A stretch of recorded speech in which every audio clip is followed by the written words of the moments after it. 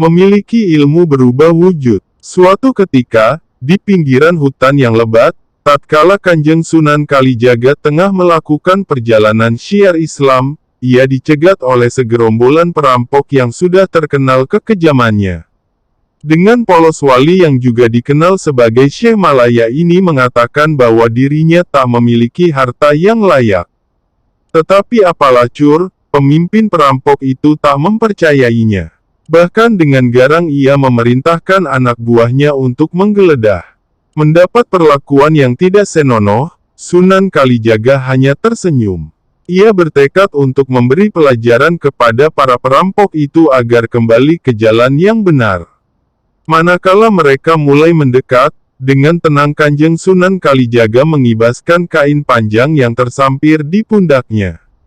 Dan apa yang terjadi? Tenaga kibasan itu ternyata mampu membuat para perampok porak-poranda. Melihat kejadian itu, Ki Jakhana, sang pemimpin perampok menjadi berang.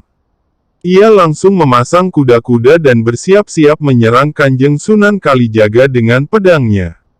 Dengan gerakan yang garang, ia mulai mendekati sasarannya. Sekali ini, Sunan Kalijaga merapalkan ilmu malih rupa.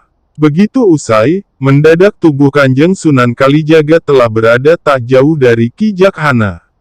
Ki Jakhana semakin bernafsu. Dengan teriakan keras ia langsung menyabetkan pedangnya ke tubuh Sunan Kalijaga. Aneh, Kanjeng Sunan Kalijaga tak menghindar.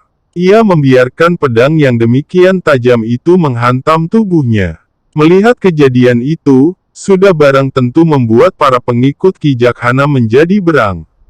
Dengan ganas salah seorang anak buah Ki Jakhana melabrak.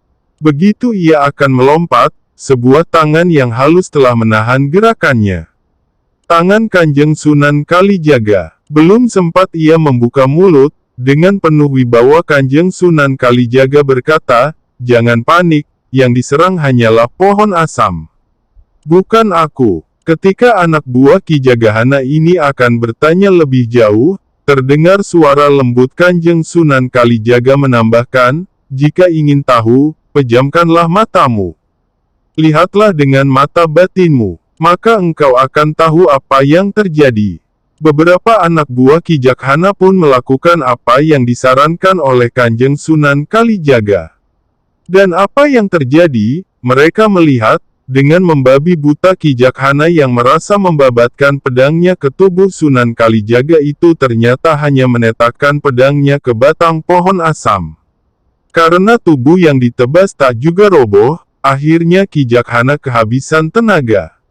Dan ia menjadi terkejut bercampur malu, tatkala Kanjeng Sunan Kalijaga mulai mencabut ilmunya, ternyata ia hanya menetak sebatang pohon asam.